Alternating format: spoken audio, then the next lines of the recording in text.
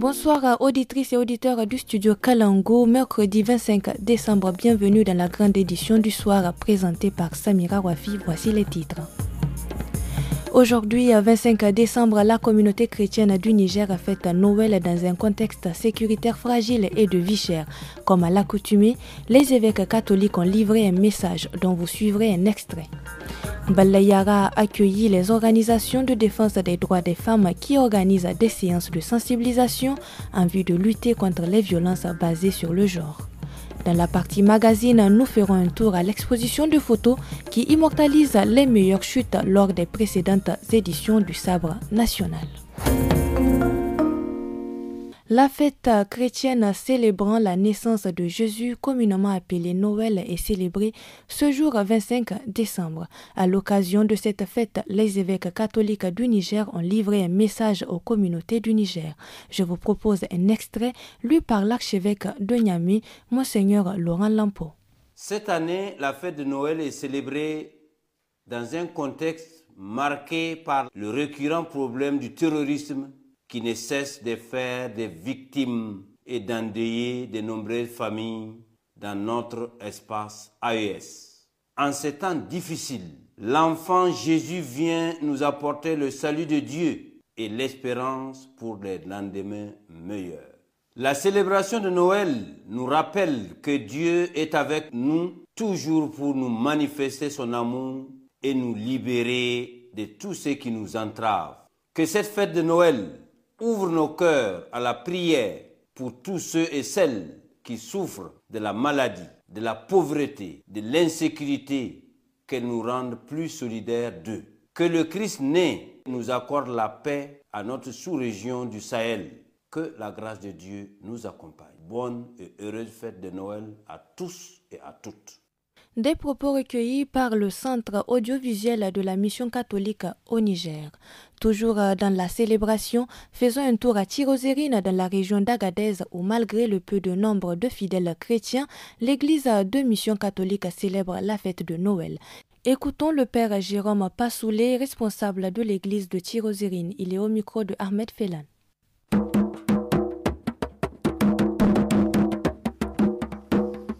Noël, cette année, c'est ma toute première expérience, mais ce que je vois me donne déjà le goût de servir. Et je vois que les fidèles chrétiens, malgré leur nombre limité, s'activent pour accueillir le Sauveur qui vient. Une chose qui me marque particulièrement, c'est l'enthousiasme avec lequel les chrétiens se donnent. Et c'est dans le cadre aussi de la venue du Seigneur. Il est venu en toute humilité. Il est né dans des conditions aussi humbles. Et cela n'a pas empêché la joie. Vous voyez les bergers qui chantent gloire à Dieu au plus haut des cieux et paix sur la terre. Donc c'est cette joie qui anime ces chrétiens. Actuellement, ils sont en train de donner une belle décoration pour l'église. Vous voyez des gens aussi qui sont là en train de préparer. Il y a la crèche. L'appel que je leur adresse, c'est les chrétiens de garder la joie de fêter malgré les difficultés qu'ils rencontrent dans la vie.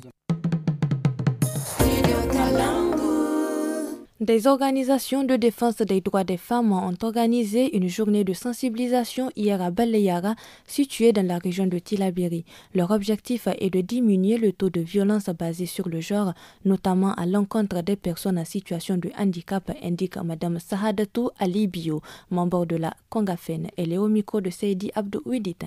L'objectif de notre visite est de déconstruire les préjugés, présupposés, pressions socioculturelles et stéréotypes auxquels les jeunes femmes et filles handicapées sont confrontées en matière de violence basée sur le genre, en vue de rendre l'environnement plus favorable à leur prise en compte. Face à la société, les difficultés auxquelles elles sont confrontées, c'est-à-dire par exemple les femmes qui partent à la maternité, ils ont un problème d'accès à la salle lors des accouchements, même pour atteindre le lit c'est un problème. On est venu sensibiliser la population, d'être plus compréhensible, d'éviter la discrimination vis-à-vis d'eux.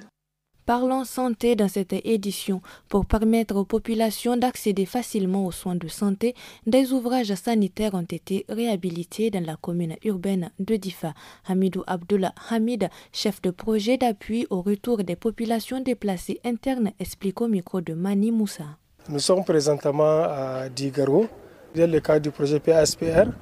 Nous avons transformé la case de santé existante en CSI type 1, y compris son équipement.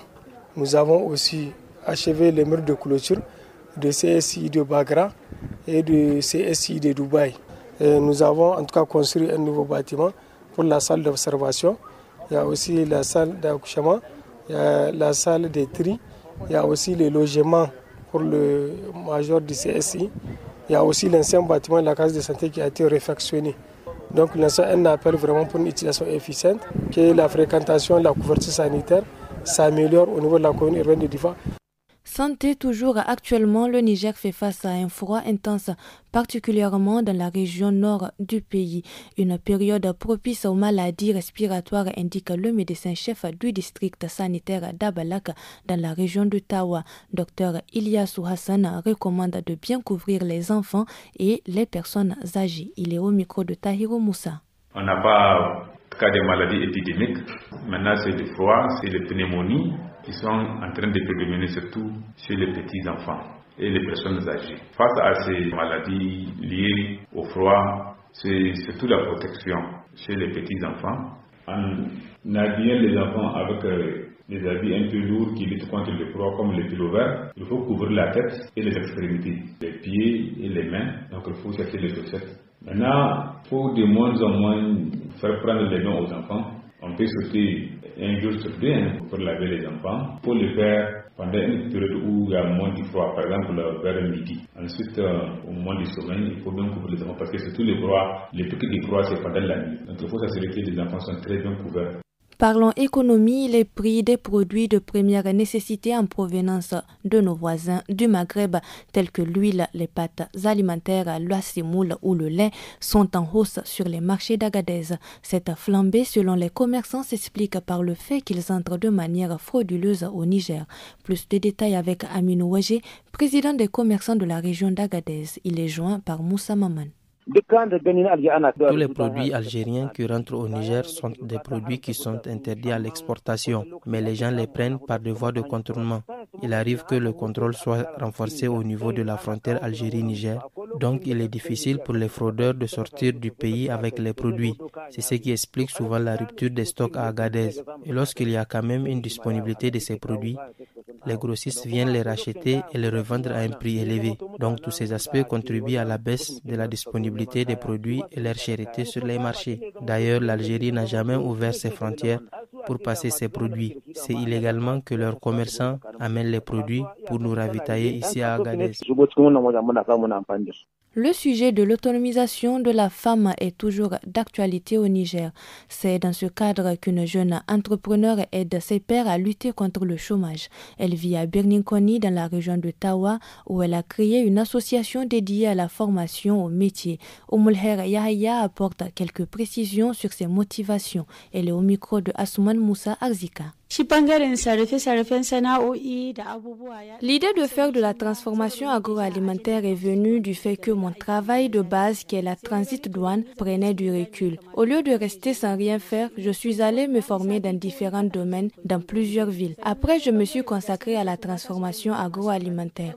Nous faisons une formation rapide aussi pour les femmes ayant le BEPC et le bac, pour leur faire comprendre qu'il ne faut pas attendre d'être embauchées par l'État. Je les ai attirées vers les travaux manuels. Je suis allée en Inde pour apprendre à Cotonou, à Lomé et plein d'autres pays. Ce que j'ai vu dans ces différents pays, c'est ce que je veux faire ici. Je voudrais que les femmes se tournent vers l'élevage et l'agriculture. C'est la seule façon de s'aider et d'aider notre communauté. Même si les frontières se trouvent fermées, on n'aura besoin de rien. Si tu cultives, tu mangeras ta production.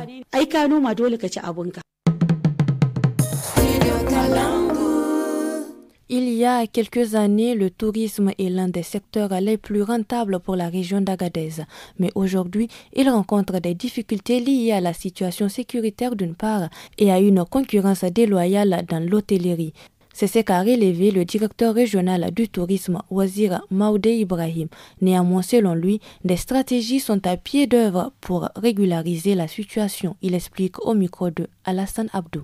Ça fait à peu près 1 mois, 2 mois et demi que la ministre en charge de l'artisanat et du tourisme a fait écrire donc un message radio pour essayer de prévenir les gouverneurs pour éviter la concurrence déloyale. En réalité, donc, il y a les privés qui sont en train donc, de tricher, si on peut le dire. Ils mettent en location des villas sans pour autant donc, se réglementer donc, selon la réglementation en vigueur. Alors que ces hôtels-là, ils payent leurs taxes, ils payent l'impôt. Donc, vous voyez, ils sont assujettis donc, à toutes ces taxes-là. Récemment aussi, donc, ici au niveau de la direction, j'ai fait écrire en réalité donc, une lettre qui a été signée par le gouverneur pour attirer l'attention aussi donc, des ONG. Parce que quand il y a des missions, souvent on constate qu'ils ne partent pas donc, dans les hôtels. C'est pas bon. Donc pour ça également, nous avons écrit. Maintenant, on attend le jour J pour essayer donc, de voir avec le gouverneur, convoquer une réunion.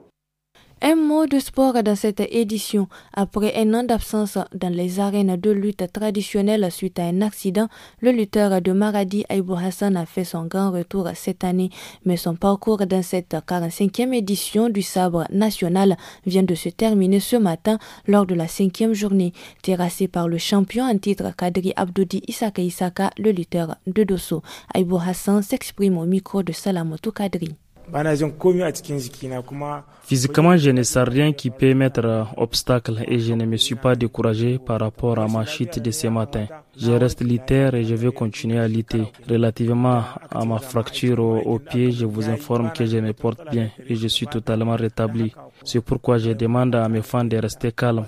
Je me porte mieux que les années précédentes. Par rapport à cette édition, c'est ici que nous devons nous arrêter, car l'heure de la chute est arrivée, il n'y a rien à faire.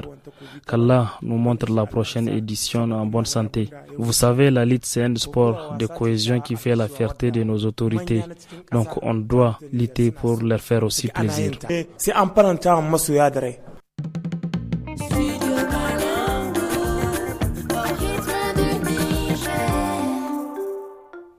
Place à la partie magazine de cette édition. En marge du sabre national Kokowa Dosso 2024 se tient une exposition de photos de lutteurs en action. Elle immortalise des chutes inédites de lutteurs au cours de ces 10 dernières années. Cette exposition est l'initiative du photographe Souley Abdoulaye, un international nigérien. Notre envoyé spécial Salamoto Kadiri nous amène à la découverte de l'exposition à l'arène de lutte Salma Danrani. Souley Abdoulaye expose pour la première fois ses œuvres qu'il a collectionnées pendant plus d'une décennie. Dans la salle, une trentaine d'images illustrent des chutes inédites des lutteurs des précédentes éditions du sabre national.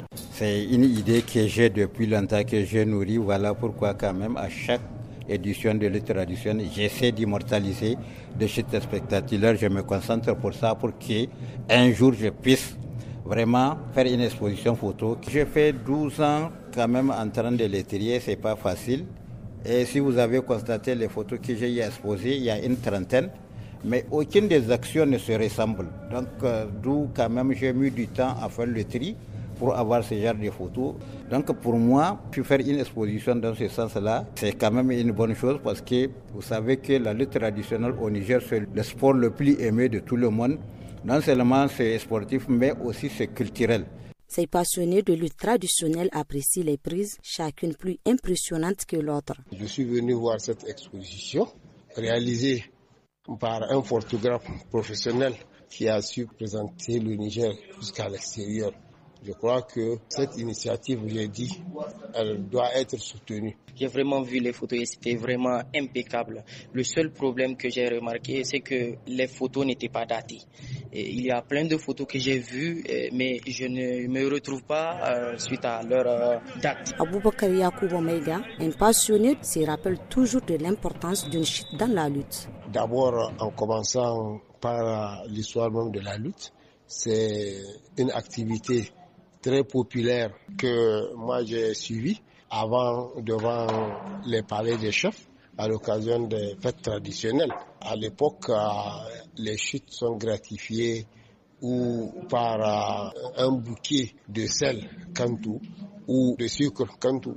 Certains lutteurs, après une chute, on leur donne une pièce de pagne. Maintenant, c'est devenu un sport et heureusement un sport national, l'un des plus populaires au Niger. Cette initiative pourrait être une innovation dans toutes les régions afin que chaque arène dispose d'archives pour ses visiteurs, estiment les passionnés de la lutte et de la photographie.